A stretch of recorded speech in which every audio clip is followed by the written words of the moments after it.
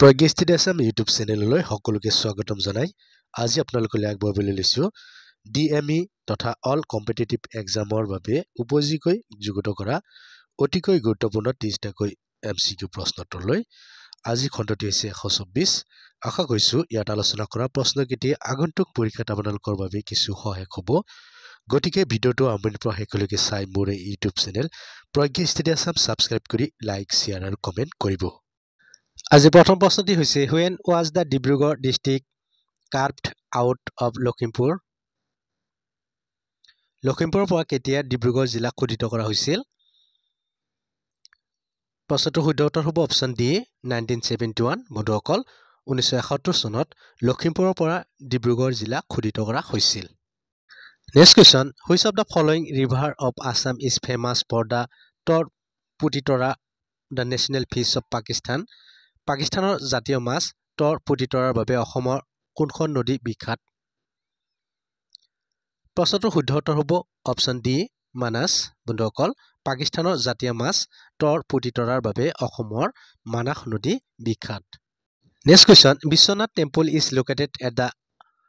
confluence of which rivers Biswanath মন্দিৰ কোন দুখন নদীৰ সংগম স্থলত অৱস্থিত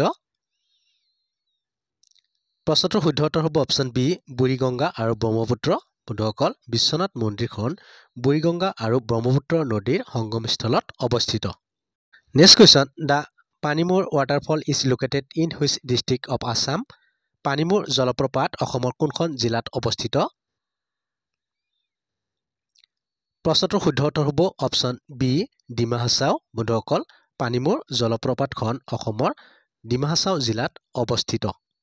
Next question, pink granite has been discovered in which hill of Goalpara district? Goalpara জিলাৰ কোনখন পাহাৰত গোলাপী গ্ৰেনাইট আৱিষ্কৃত হৈছে? প্ৰশ্নটোৰ শুদ্ধ উত্তৰ হ'ব অপচন বি অজগৰ হিলছ বন্ধুসকল গোৱালপাৰা জিলাৰ অজগৰ হিলছত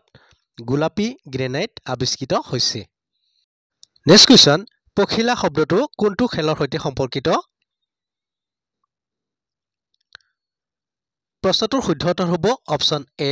হাতৰ বন্ধুসকল পখিলা শব্দটো সুইমিং অৰ্থাৎ হাতৰ খেলৰ সৈতে সম্পৰ্কিত নেক্সট কোৱেশ্চন পৰম্পৰাগত অসমীয়া নাও দৌৰ কি নামেৰে জনাজাত প্ৰশ্নটোৰ শুদ্ধ উত্তৰ হ'ব অপচন এ ৰেগাটা ব্ৰেকেটত নাও খেল বন্ধুসকল পৰম্পৰাগত অসমীয়া নাও দৌৰক ৰেগাটা বা নাও খেল নামেৰে জনা যায় Next question, in which article of the constitution the tenure of the governor is mentioned? সংবিধানৰ কোনটো অনুচ্ছেদত ৰাজ্যপালৰ কাৰ্যকালৰ কথা উল্লেখ কৰা হৈছে? প্ৰশ্নটোৰ শুদ্ধ উত্তৰ হ'ব অপচন এ আৰ্টিকল 156 বন্ধুসকল সংবিধানৰ আৰ্টিকল 156ত ৰাজ্যপালৰ কাৰ্যকালৰ কথা উল্লেখ কৰা হৈছে Next question, in which article of the constitution the tenure of the vice president is mentioned সংবিধানৰ কোনটো অনুচ্ছেদত উপ-ৰাষ্ট্ৰপতিৰ কাৰ্যকালৰ কথা উল্লেখ কৰা হৈছে প্ৰশ্নটোৰ শুদ্ধ উত্তৰ হ'ব অপচন বি আৰ্টিকল 67 বন্ধুসকল সংবিধানৰ 67 অনুচ্ছেদত উপ-ৰাষ্ট্ৰপতিৰ কাৰ্যকালৰ কথা উল্লেখ কৰা হৈছে next question in which year national anthem was adopted কোন চনত জাতীয় সংগীত গ্ৰহণ কৰা হৈছিল প্ৰশ্নটোৰ শুদ্ধ উত্তৰ হ'ব অপচন ডি 24th জানুৱাৰী 1950 বন্ধুসকল 1950 চনৰ 24 জানুৱাৰী তাৰিখে জাতীয় সংগীত গ্ৰহণ কৰা হৈছিল নেক্সট কোৱেশ্চন হু লঞ্চড প্ৰধানমন্ত্ৰী সূৰ্যোদয় যোজনা প্ৰধানমন্ত্ৰী সূৰ্যোদয় যোজনা কোনে আৰম্ভ কৰিছে প্ৰশ্নটোৰ শুদ্ধ উত্তৰ হ'ব অপচন বি নৰেন্দ্ৰ মোদী বন্ধুসকল নৰেন্দ্ৰ মোদীয়ে প্ৰধানমন্ত্ৰী সূৰ্যোদয় যোজনা আৰম্ভ কৰিছে next question when was the national flag was adopted ৰাষ্ট্ৰীয় পতাকা কেতিয়া গ্ৰহণ কৰা হৈছিল প্ৰশ্নটোৰ শুদ্ধ উত্তৰ হ'ব অপচন সি 22nd জুলাই 1947 বন্ধুসকল 1947 চনৰ 22 জুলাই তাৰিখে ৰাষ্ট্ৰীয় পতাকা গ্ৰহণ কৰা হৈছিল Next question, which country will host 2025 Asian Winter Games? কোনখন দেশত 2025 চনৰ শীতকালীন এছিয়ান গেম অনুষ্ঠিত হ'ব প্ৰশ্নটোৰ শুদ্ধ উত্তৰ হ'ব অপচন সি চাইনা বন্ধুসকল 2025 চনৰ শীতকালীন এছিয়ান গেমছ চাইনাত অনুষ্ঠিত হ'ব অৰ্থাৎ চীন দেশত অনুষ্ঠিত হ'ব next question the idea of the preamble has been taken from the constitution of দেশ প্ৰস্তাৱনাৰ ধাৰণাটো দেশৰ সংবিধানৰ পৰা লোৱা হৈছে প্ৰশ্নটোৰ শুদ্ধ উত্তৰ হ'ব অপচন ডি ইউএছএ বন্ধুসকল প্ৰস্তাৱনাৰ ধাৰণাটো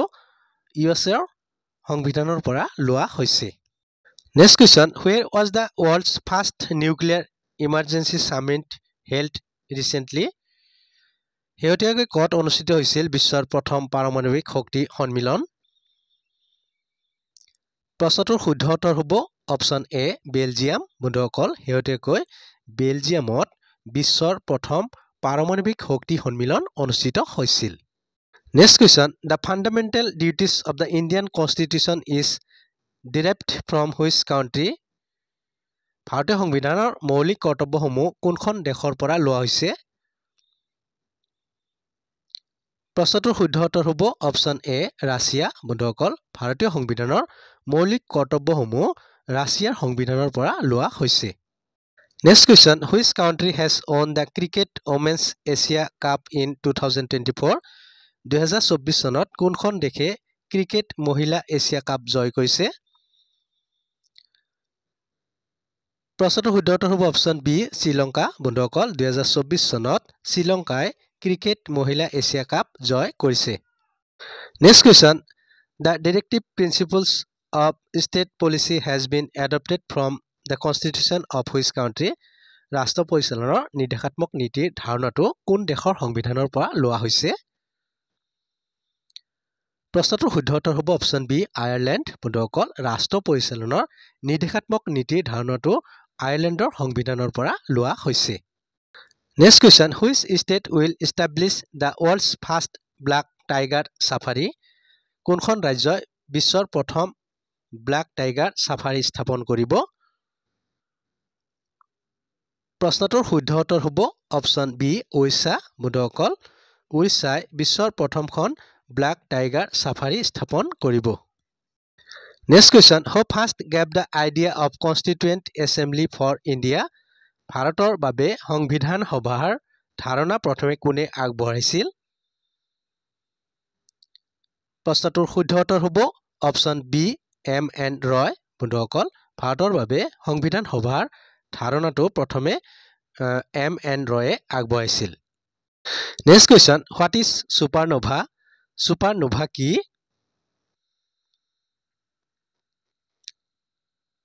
প্ৰশ্নটোৰ শুদ্ধ উত্তৰ হ'ব option B a dying star অৰ্থাৎ এটা মৃত্যুমুখী তৰা বন্ধুসকল ছুপাৰনোভা হৈছে এটা মৃত্যুমুখী তৰা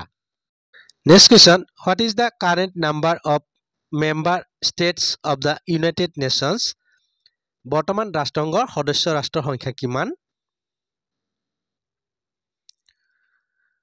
প্ৰশ্নটোৰ শুদ্ধ উত্তৰ হ'ব অপচন চি 193 বন্ধুসকল বৰ্তমান ৰাষ্ট্ৰসংঘৰ সদস্য ৰাষ্ট্ৰৰ সংখ্যা হৈছে 193 খন next question on which of the following that's the first meeting of the constituent assembly held নিম্নলিখিত কোনটো তাৰিখত সংবিধান সভাৰ প্ৰথমখন বৈঠক অনুষ্ঠিত হৈছিল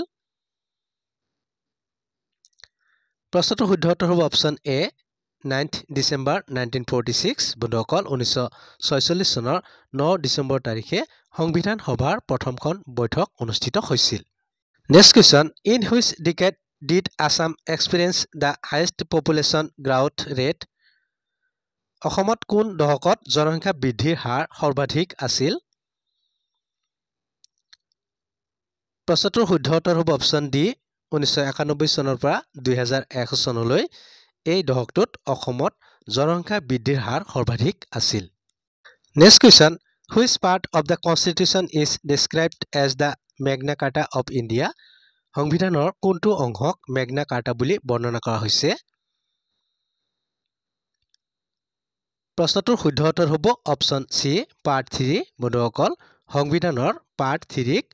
মেগনা কাৰ্টা বুলি বৰ্ণনা কৰা হৈছে Next question. Fundamental rights are given in which part of the Indian Constitution? ভাৰতীয় সংবিধানৰ কোনটো অংশত মৌলিক অধিকাৰ দিয়া হৈছে? প্ৰশ্নটোৰ শুদ্ধ উত্তৰ হ'ব অপশ্যন বি পাৰ্ট 3 বন্ধুসকল সংবিধানৰ পাৰ্ট 3 ত মৌলিক অধিকাৰ দিয়া হৈছে। Next question. What is the name of the country with the most active volcanoes in the world? পৃথিৱীৰ সৰ্বাধিক সক্ৰিয় আগ্নেয়গিৰি থকা দেশখনৰ নাম কি?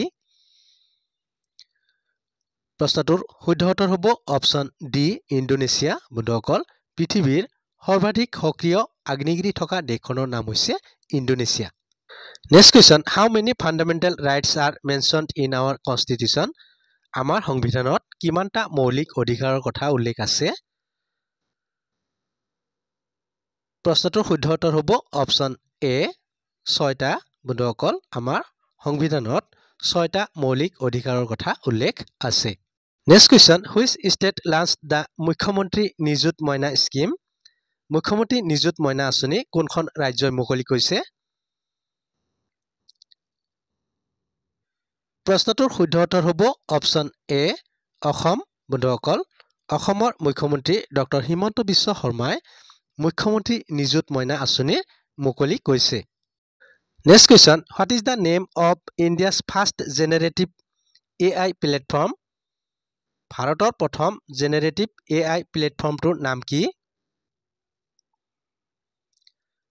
প্ৰশ্নটোৰ শুদ্ধ উত্তৰ হ'ব অপশ্যন এ ভাৰত GPT বন্ধুসকল ভাৰতৰ প্ৰথম জেনেৰেটিভ AI প্লেটফৰ্মটোৰ নাম হৈছে ভাৰত GPT। বন্ধুসকল ভিডিঅ'টো চাই কেনে লাগিল লাইক কমেণ্ট আৰু শ্বেয়াৰ যোগে জনাব। এনেধৰণৰ ভিডিঅ' পাই থাকিবলৈ এতিয়াই ছাবস্ক্ৰাইব কৰক প্ৰজ্ঞা ষ্টাডি আসাম। পুনৰ নতুন এটি ভিডিঅ'ৰ সৈতে আপোনালোকক লগ পোৱাৰ প্ৰতিশ্ৰুতিৰে আজিলৈ ইমানতে সামৰণি মাৰিছোঁ। ধন্যবাদ।